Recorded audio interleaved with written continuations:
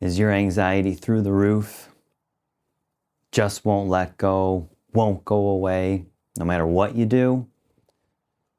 Today, we're going to go through 5 sneaky ways that anxiety just keeps hanging around.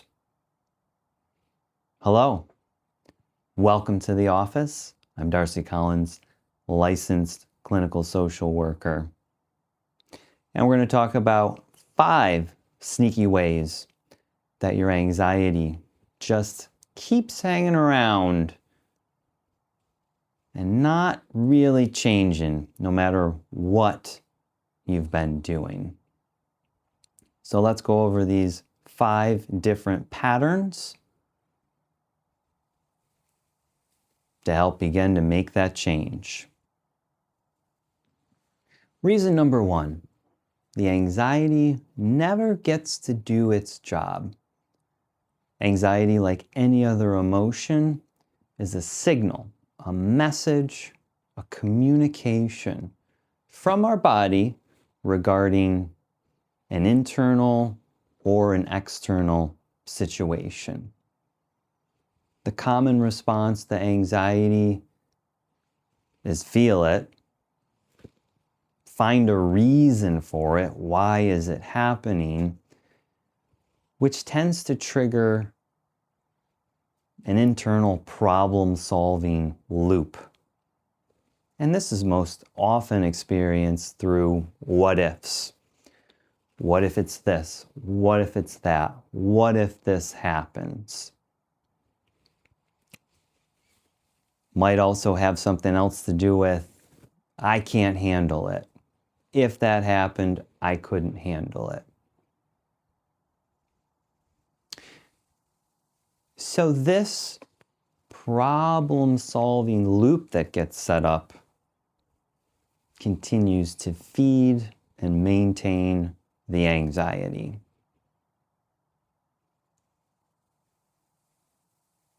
Reason number 2. When offered a choice, an option, the tendency to take the path of least anxiety. If we had a social event to attend and we felt anxious about that, the path of least anxiety would be to cancel or not attend. We had the option to ask someone a very difficult question or tell them how we feel, and we think they might not like it. The path of least anxiety is to just not say anything. Don't ask the question. What this does in the long run, the experience of taking the least anxious path tells our emotion brain, especially our amygdala, that whatever that path was had threat, had some sort of potential for danger to it. And we tell it that by taking the seemingly least anxious path. We avoided the seemingly more anxious option. But this tells and reinforces to our emotion brain that there was danger and there was threat present.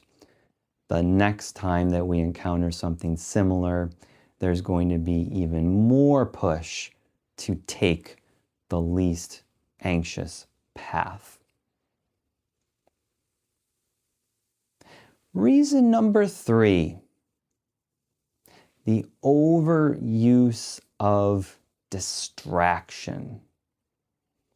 Distraction can show up in many different flavors.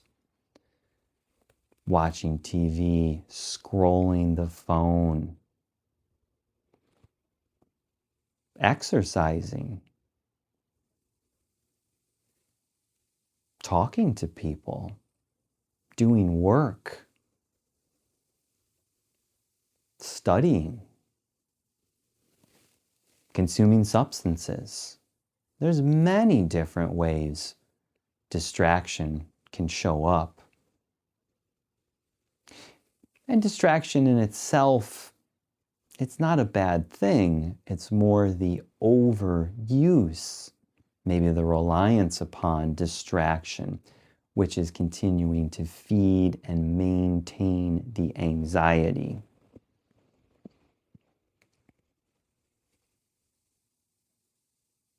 Reason number 4, we try to talk or think our way out of anxiety.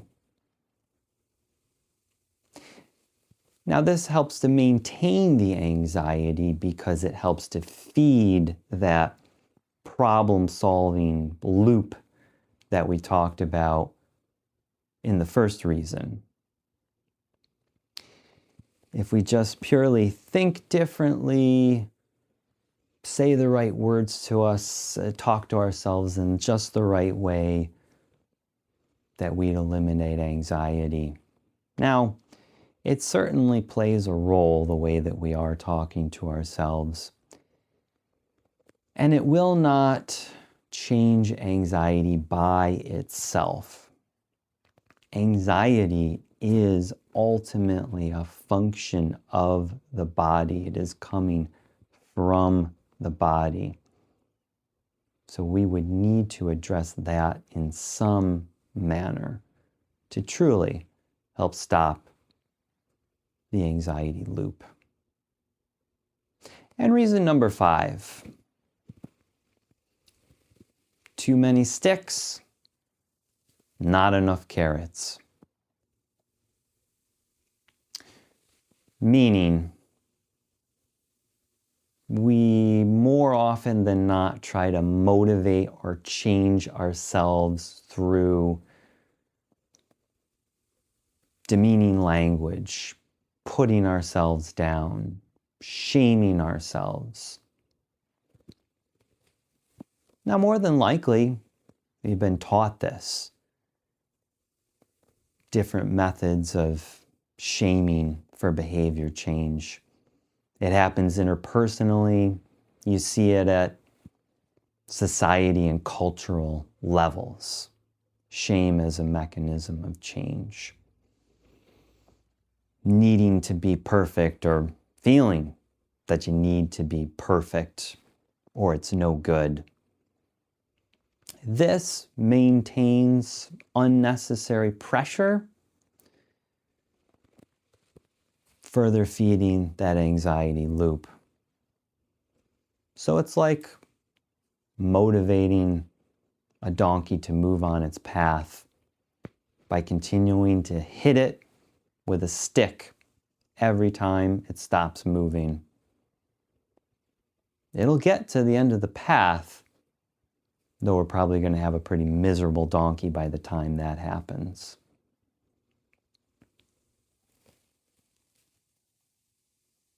So we'd want to consider the use of more carrots. Self-compassionate, accepting, focused language. Giving grace as ways of helping to take care of ourselves, helping us along the path of the changes we may like to make. I thank you for watching today, learning about these 5 sneaky ways that anxiety maintains itself. Please feel free to check out the companion video offering a sample plan of how these patterns can be shifted. Please feel free to check out any of the other videos on the channel for additional mental health, nervous system focused resources. I thank you for watching today, and let's go ahead and starve your anxiety.